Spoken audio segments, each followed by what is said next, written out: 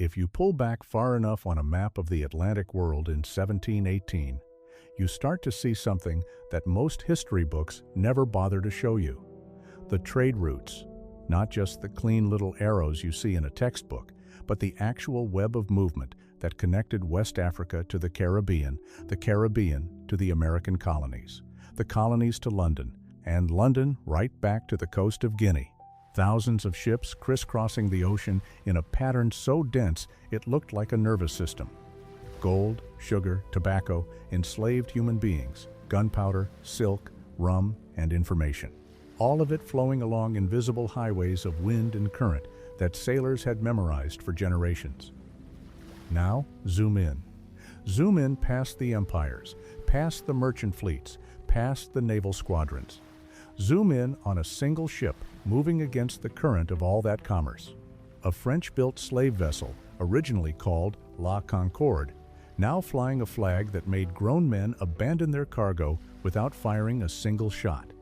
40 cannons, a crew of over 300, and at the helm, a man whose very appearance had been engineered to terrify Edward Teach, Blackbeard. But here is the part that rarely gets told. We know about the battles. We know about the blockade of Charleston.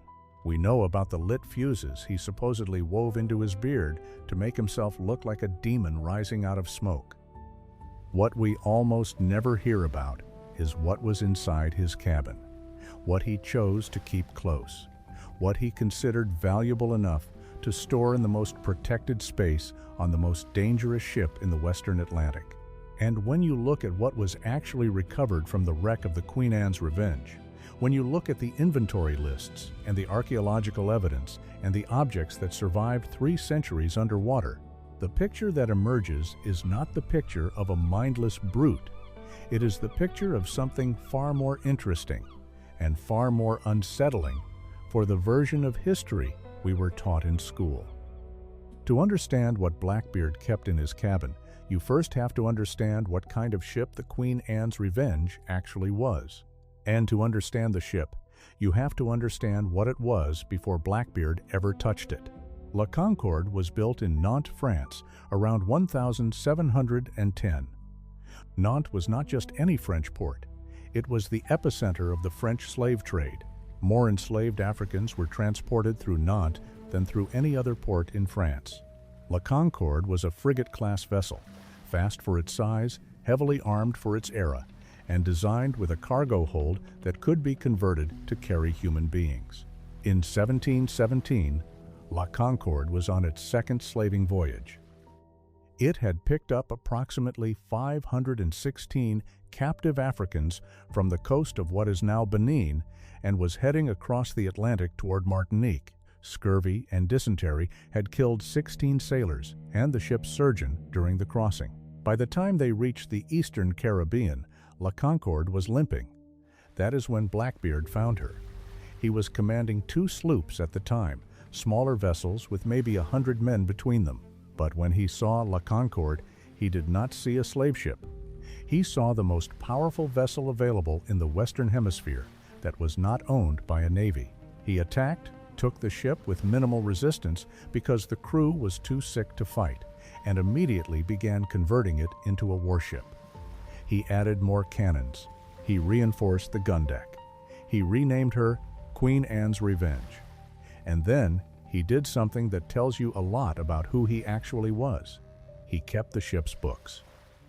He kept the navigation instruments. He kept the medical supplies. He kept things that a so-called savage pirate should not have cared about at all. The captain's cabin on a vessel like the Queen Anne's Revenge would have been located at the stern of the ship in the aft castle.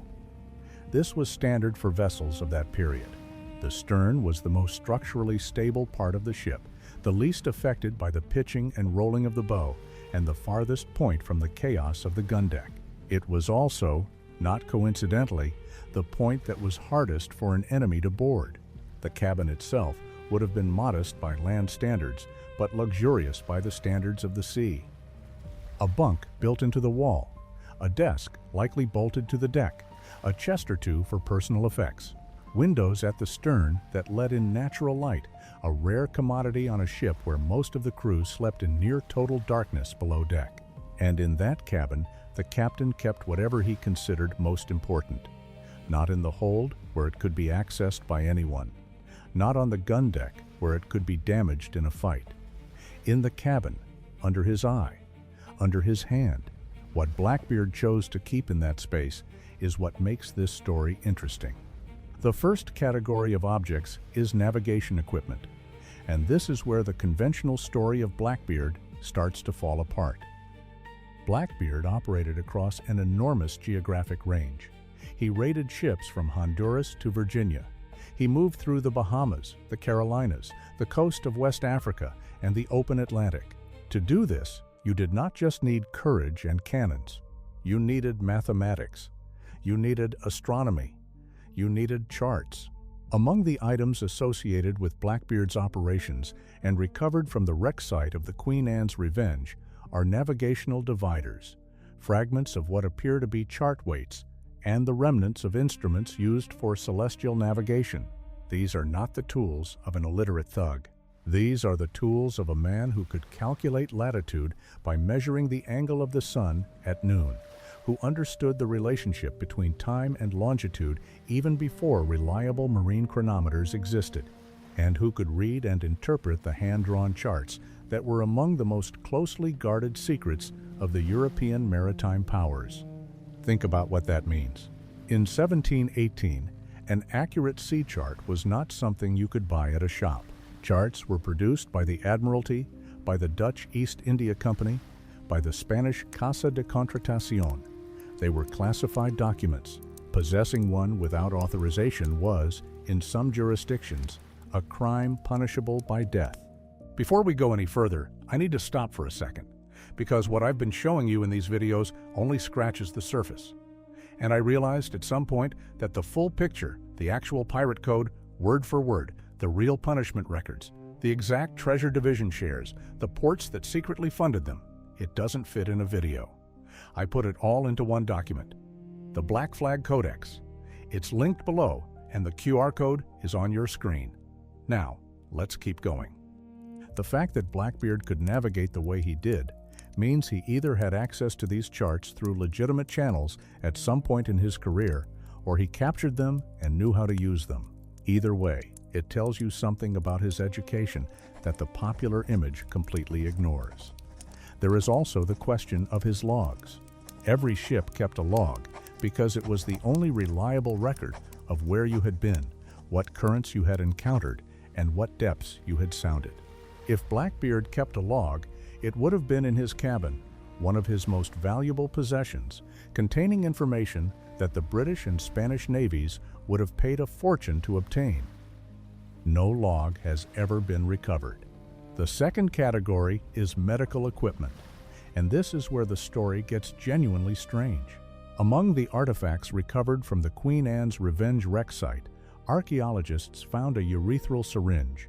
If you do not know what that is, it is exactly what it sounds like. A brass or pewter syringe designed to inject mercury-based compounds directly into the urethra as a treatment for syphilis. This was standard medical practice in the early 18th century. Horrifying by modern standards, but standard. They also found a clyster pump, which was an enema device used for everything from constipation to what 18th century physicians believed was a cure for tropical fevers. They found fragments of medicine bottles, apothecary weights, and what appear to be the remains of a mortar and pestle used for grinding medicinal compounds. This is significant for several reasons. First, it tells you that Blackbeard's ship had medical capabilities. This was not universal among pirate vessels. Many pirate crews had no surgeon at all and relied on whatever folk medicine the crew collectively knew. The fact that the Queen Anne's Revenge carried specialized medical equipment suggests that Blackbeard either employed a surgeon or ship's doctor, or that he himself had enough medical knowledge to use these instruments. Given that he captured La Concorde's surgeon and reportedly kept him on board, the former explanation is more likely. But the presence of this equipment also tells you something about how Blackbeard ran his crew. Pirates were, in a very real sense, running a business. A crew member too sick to fight was not generating revenue. Medical care was not charity on a pirate ship. It was an investment. A captain who could keep his crew healthy could keep his crew effective. The medical supplies in Blackbeard's cabin suggest a level of organizational sophistication that the storybook version of piracy completely erases. This was not chaos, this was management. The third category is weapons. And here, at least, the popular image has some basis in reality. But even the weapons tell a more complex story than you might expect. Blackbeard was famously described as carrying multiple pistols strapped across his chest in a bandolier arrangement. This was not vanity, it was tactical. In the early 18th century, a pistol was a single-shot weapon. Once you fired it, you had to reload, and reloading a flintlock pistol in the middle of a boarding action, with the deck pitching and men swinging cutlasses at your head, was effectively impossible. So, if you wanted to fire more than one shot, you carried more than one pistol. Blackbeard reportedly carried 6. But the weapons found at the wreck site tell a broader story. Archaeologists recovered cannons, of course, dozens of them, but they also found grenades. Small iron spheres designed to be filled with gunpowder and thrown onto the deck of an enemy ship. They found shot of multiple sizes, indicating that the Queen Anne's Revenge was equipped to engage targets at various ranges. They found what appear to be components of blunderbusses, which were short-range, wide-bore firearms designed for exactly the kind of close-quarters combat that defined a boarding action. And then there were the more exotic items. There is documentary evidence that Blackbeard used a mixture of sulfur, tar, and gunpowder packed into bottles as a kind of smoke bomb. He would light these and throw them onto the deck of a target ship before boarding, filling the deck with choking, blinding smoke that disoriented the defenders while his crew came over the rails. Crude, improvised, but effective chemical warfare. The image of Blackbeard as a man who simply swung a sword and yelled is completely inadequate. He was a tactician who understood that a fight you can win before the first sword is drawn is a fight where none of your crew dies. And in piracy, preserving your crew was everything. The fourth category is personal effects. And this is where the story becomes most human. We know from various sources that Blackbeard's cabin likely contained items of personal significance. Among the artifacts recovered from the wreck are gold dust, small gold fragments, and what appear to be pieces of jewelry. Whether these were personal adornments, stored loot, or trade goods is impossible to determine with certainty. But gold dust in particular is interesting because it suggests direct trade or contact with West African sources, not just the capture of European ships carrying refined gold. There were also pewter plates and eating utensils. The captain ate in his cabin separately from the crew, which was standard practice. But the quality of the tableware suggests that Blackbeard maintained at least some of the social rituals of the legitimate maritime world he had left behind. He sat at a table. He used plates and cups. He maintained the forms of civilization even while operating entirely outside its laws. And then there is the question of books. We do not have direct physical evidence of specific books from Blackbeard's cabin because paper does not survive 300 years in saltwater. But there is circumstantial evidence that Blackbeard was literate. In 1718, when he briefly accepted a royal pardon and settled in Bathtown, North Carolina, witnesses described him as articulate and capable of conducting business in writing. He corresponded with the governor, he signed documents. If he kept books, what might they have been? Navigation manuals were essential. The English Pilot, first published in the 1670s, was the standard navigation reference for the Atlantic and Caribbean and would have been found on virtually any English-speaking vessel. He may have had copies of sailing directions known as rudders, which were handwritten guides to specific routes and harbors, and he may have had something else. Something that connects this story to a much larger question about what the 18th century world actually looked like and what we have been told versus what was actually happening on the water. Because here is what most history books leave out entirely when they talk about the so-called Golden Age of Piracy. The standard narrative goes like this. European empires built colonial systems. Trade routes connected those colonies to the mother countries. Pirates were criminals who disrupted that trade. Navies eventually destroyed the pirates. Civilization won. That is a clean story. It is also wildly incomplete. The reality is that in the early 18th century, the line between piracy, privateering, and state-sanctioned naval warfare was so blurry as to be almost meaningless. Blackbeard himself likely served as a privateer during Queen Anne's War, which ended in 1713. Privateers were pirates with a license. They attacked enemy shipping with the explicit permission of their government. Stop for a second. What you just heard about the pirate code is the part that rewrites everything you thought you knew. But it only lands when you see the actual shares, the exact fractions written into the Articles of Agreement, the punishments, the port records, the names of the men who funded them from government offices. It's all in the Black Flag Codex, linked in the description. 5 seconds. Grab it now, because what comes next builds directly on it. Link is below. QR code is on your screen. When the war ended, thousands of experienced sailors were suddenly told to stop. No pensions, no alternative employment. Many of them, Blackbeard likely among them, simply kept doing what they had been doing. The only thing that changed was the paperwork. And here is where the contents of Blackbeard's cabin become more than just an inventory list. They become evidence of something that challenges the way we think about the organization of the 18th century world. Consider the medical equipment again. A urethral syringe, a clister pump, apothecary weights, medicine bottles. These items did not appear out of nowhere. They were manufactured, sold, and transported to the Caribbean. The fact that they ended up on a pirate ship means that either Blackbeard captured them from a vessel carrying medical supplies, or he acquired them through legitimate trade channels. Either way, the supposedly lawless pirate had regular contact with legitimate markets. The same logic applies to the navigational instruments, the tableware, the cannons, and the gunpowder. Every single item in Blackbeard's cabin connects to a supply chain, a manufacturer, a market. Pirates bought supplies in the same ports where merchants did. They sold stolen goods through the same fences who handled smuggled goods for supposedly respectable businessmen. They were part of the system, not outside of it. And this is why Blackbeard's cabin matters.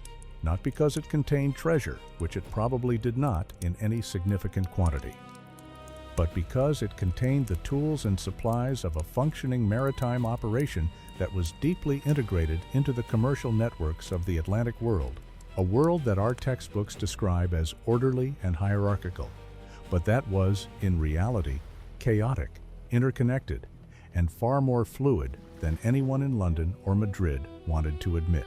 Now let us talk about the ship itself for a moment, because the Queen Anne's Revenge has its own story, and it is a story that intersects with some of the biggest questions in maritime archaeology.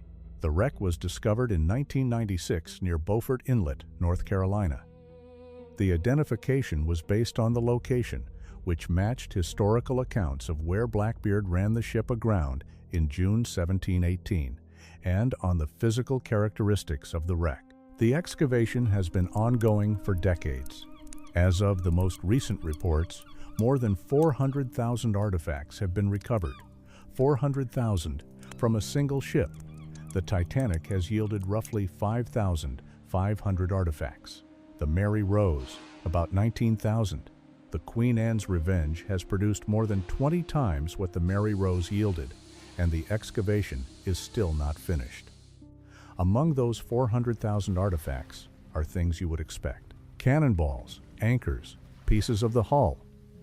But there are also things you would not expect. A page turner, a small piece of brass or bone used to turn the pages of a book without smudging the ink. Why would a pirate ship need a page turner?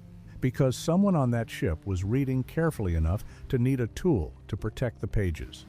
There are also sounding weights, used to measure the depth of water beneath the keel. The presence of multiple sounding weights suggests that Blackbeard's crew conducted regular depth surveys. They were mapping, they were recording data, and there is the bell. The ship's bell from the Queen Anne's Revenge was recovered and is now on display. It is inscribed with the date 1705, which is consistent with the construction date of La Concorde. It is a tangible, physical connection to a ship that has been the subject of legend for 300 years. And touching it, holding it, standing in front of it, you are confronted with the reality that this was not a story. This was a real ship, crewed by real people, carrying real objects that they used every day. There is another dimension to this that rarely gets discussed, and it involves the crew itself. Blackbeard's crew was not a homogeneous group of English sailors. Historical records indicate that his crew included men from across the Atlantic world: English, Scottish, Irish, French, Dutch, and African. Some of the African members of his crew were formerly enslaved people who had been freed when Blackbeard captured slave ships. Others may have joined voluntarily. The pirate ship was, in many cases, one of the few places in the early 18th century world where a black man could live and work on something approaching equal terms with white men. This was not universal. Not all pirate crews were egalitarian paradises. But the articles of agreement that governed pirate ships, the written contracts that every crew member signed, often specified equal shares of plunder regardless of race. They specified voting rights on major decisions. They specified compensation for injuries sustained in battle. A pirate who lost a leg was entitled to a specific payment from the common fund before the rest of the loot was divided. Functionally, an insurance policy. These articles would have been kept in the captain's cabin. They were the constitution of the ship. And the fact that pirate crews operated under written constitutions with voting rights and equal pay regardless of race is something that should be discussed more often when we talk about the history of democratic governance. Blackbeard's cabin was not just a room. It was an office, the administrative center of a floating enterprise that employed hundreds of people, operated across an ocean, and ran on principles that the so-called civilized nations of Europe would not adopt for another century or more. Let us talk about what happened to the cabin and its contents when the Queen Anne's Revenge went down. In June of 1718, Blackbeard sailed the Queen Anne's Revenge into Beaufort Inlet on the coast of North Carolina. The ship ran aground on a sandbar. Blackbeard transferred himself, his personal effects, and his most trusted crew to a smaller sloop called the Adventure. The Queen Anne's Revenge was abandoned. Now, here is where it gets interesting. There has been debate for 3 centuries about whether the grounding was accidental or deliberate. The conventional explanation is that Blackbeard misjudged the depth of the inlet and ran aground by mistake. But there is a compelling alternative theory. By June of 1718, Blackbeard had a crew of over 300 men. That is a lot of shares to divide. If Blackbeard wanted to keep more for himself and his inner circle, the easiest way would be to reduce the size of his crew. And the easiest way to do that without a mutiny would be to accidentally lose the ship that most of them were sailing on. When the Queen Anne's Revenge grounded, the majority of the crew was stranded. Blackbeard sailed away on the Adventure with a small, hand-picked group and most of the accumulated treasure. If this theory is correct, and several historians find it plausible, then Blackbeard's cabin was not just abandoned. It was deliberately sacrificed. The ship and everything that could not be carried to the Adventure was left behind as the cost of doing business.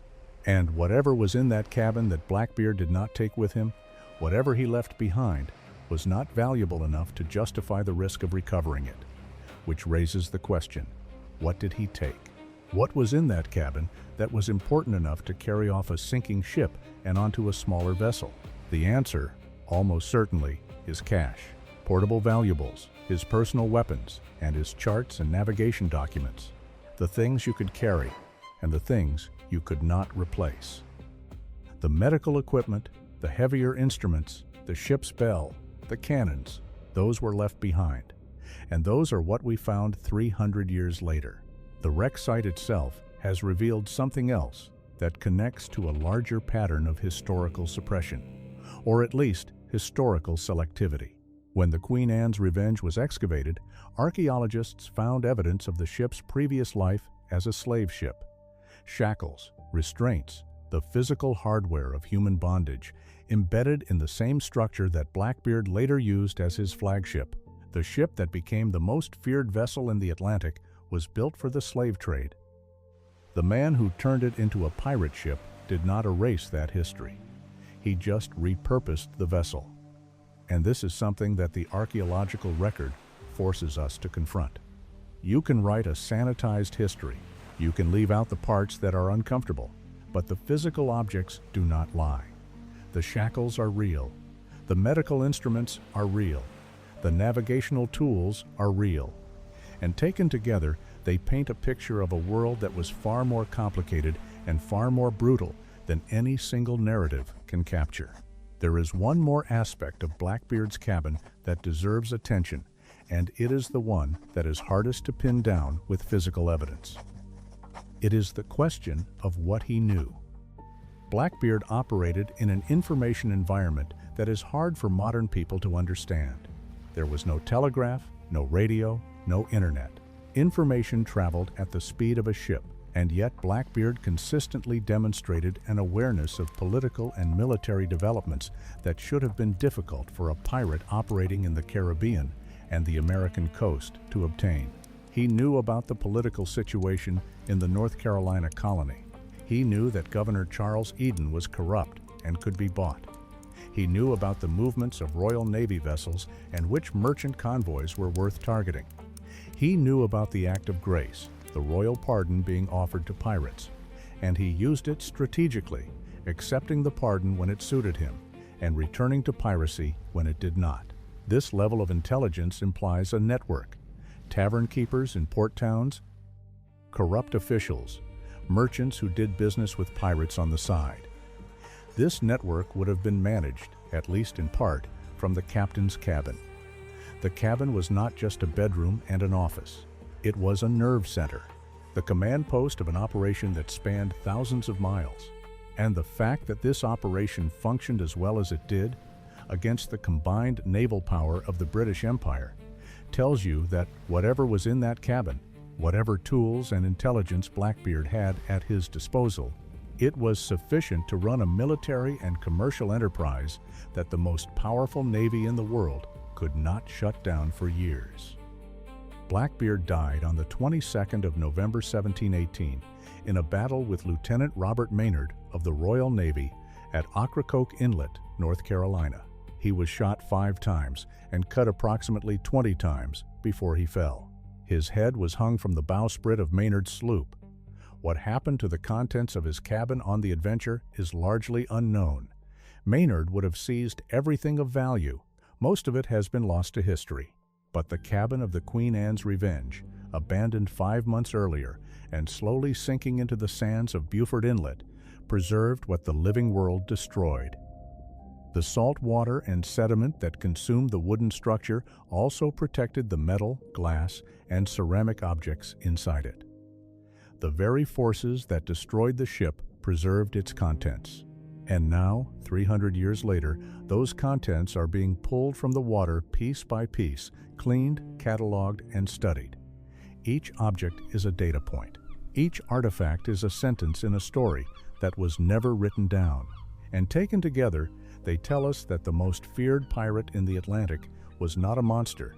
He was an operator, a navigator, a manager, a tactician, a man who understood medicine, commerce, psychology, and warfare. He was exactly the kind of person that empires produce and then pretend they had nothing to do with. A man trained by the system, used by the system, and then discarded by the system when the war that justified his existence came to an end. And when he refused to be discarded, they called him a pirate, hunted him down, and cut off his head. The cabin was just a room, but what was inside it tells a story that 300 years of legend and folklore have worked very hard to obscure. The story of a man who was not what they said he was. and a world that was not what they taught us it was. The objects do not lie. The shackles, the syringe, the sounding weights, the page turner, the gold dust, the grenades, they are all still here. And they are still talking, if you know how to listen. The waters off Beaufort Inlet are calm most days. The sandbar where the Queen Anne's Revenge settled has shifted over the centuries. The ship itself is mostly gone, its wooden bones eaten by time and marine organisms. But the things that were inside it, the things carried in the captain's cabin and stored in the hold, those things endure. 400,000 artifacts and counting, each one a fragment of a world that was more complicated, more brutal, more creative, and more human than any storybook version of history will ever admit. Blackbeard's cabin was a snapshot of the 18th century Atlantic in miniature. Violence and medicine, navigation and trade, slavery and democracy, terror and bureaucracy. And every time another artifact is pulled from the sediment, the official story gets a little harder to maintain, because the objects are evidence, and evidence does not care what you want to believe. The cabin has been empty for 300 years, but it is still telling its story. And the story it tells is not the one we were taught.